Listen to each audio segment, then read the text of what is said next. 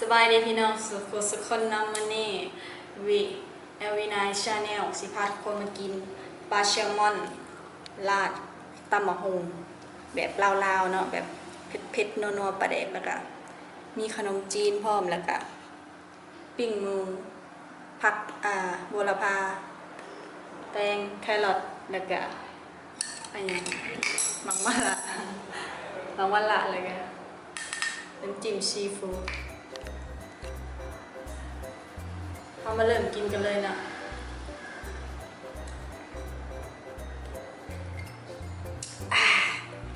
มามีข่าวขอสวยสวยยังไงวะผู้ตายเลยทุกคนเป็นไส้นะ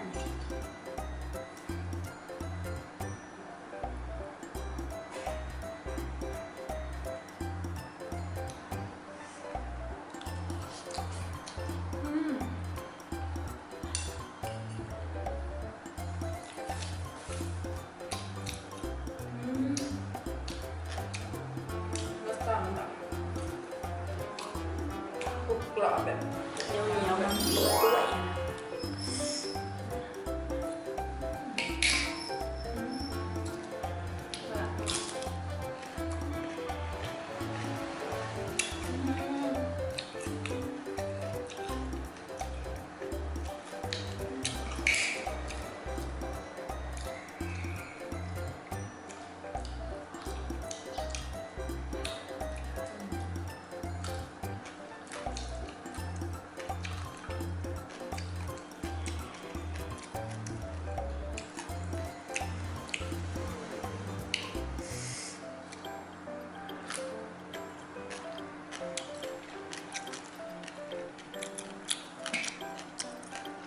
เบิ่งคน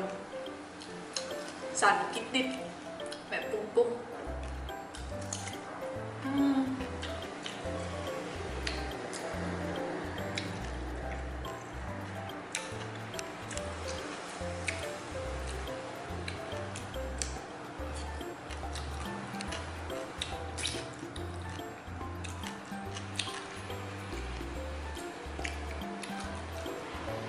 ทำแซ่บแบบตำมะฮุงแบบลาวๆนัวๆประเดะเป็นโคตรฟิน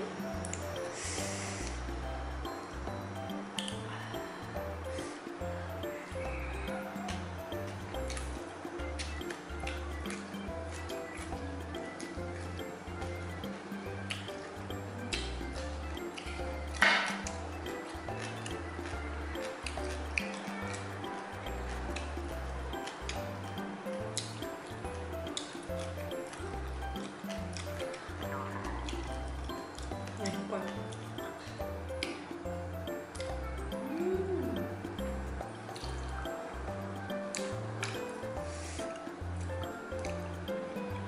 รสชาติคือแบบ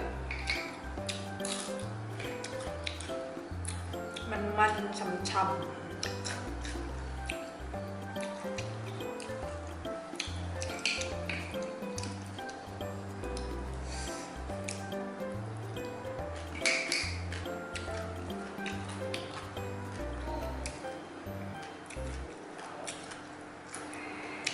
ขี่ไล่นะทุกคนเบิ่ง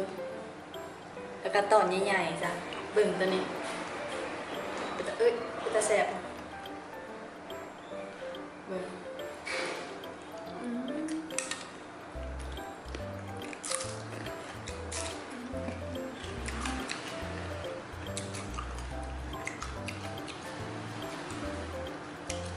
อยากกินแบบเขาถึง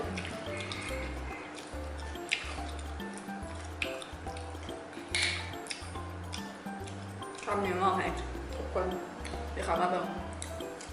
อย่าลืมกดไลค์เยอะ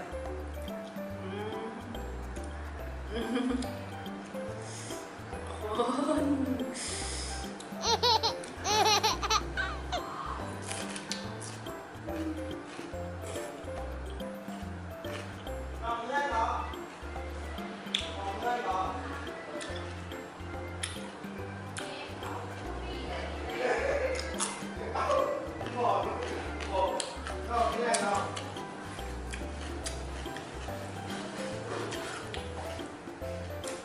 ช่ำขนาดเลยมันมีความคาวมีความรู้แบบมันเผ็ดๆแซ่บๆ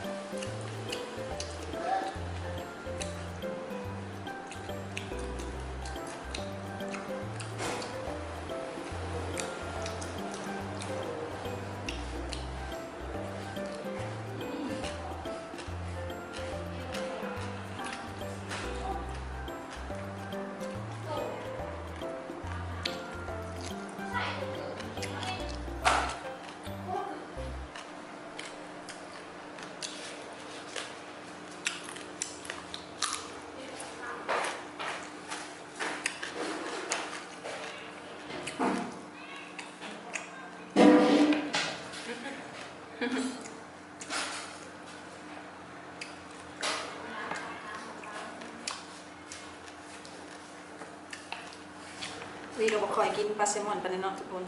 มากินกันรู้สึกแบบที่ว่าอะไรมันก็เลี่ยนเนาะสำหรับคนประมาทคนพวกแม่เราประมาทแบบบอกคอยกินนะคนหมักแบบสำเนียงโอ้ยชิบอันนี้กินได้อยู่แต่ว่ากินหน่อยแต่ก็ลองแบบซื้อมาลายก็เลยแบบลองใหม่ให้มาเห็นกินเนี่ยทุกคนมันเนี่ย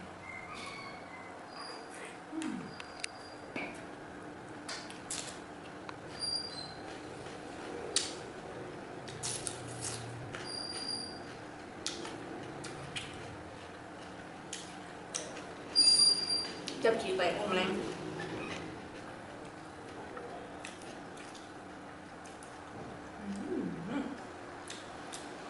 บไว้จริงๆ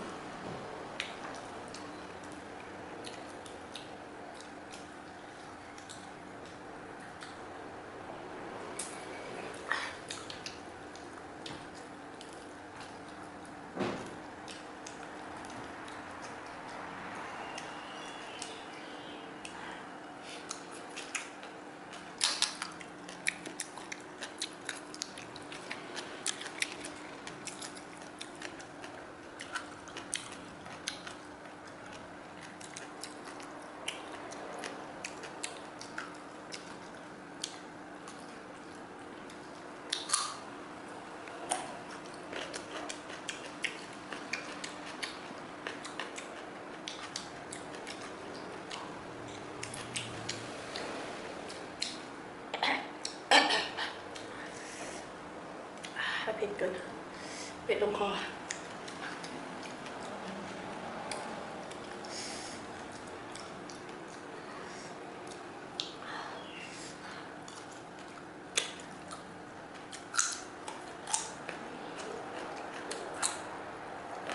กินแบบแซ่บๆนะกินก็แบบประหยัดกินก็แบบขี้เกียจอะไรอย่างเงี้ยนะเพราะมันกินลองเดิมเด้อ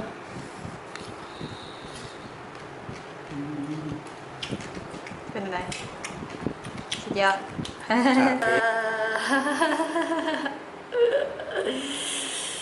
อยู่ไว้ขี้แตกได้หมดแรงนี่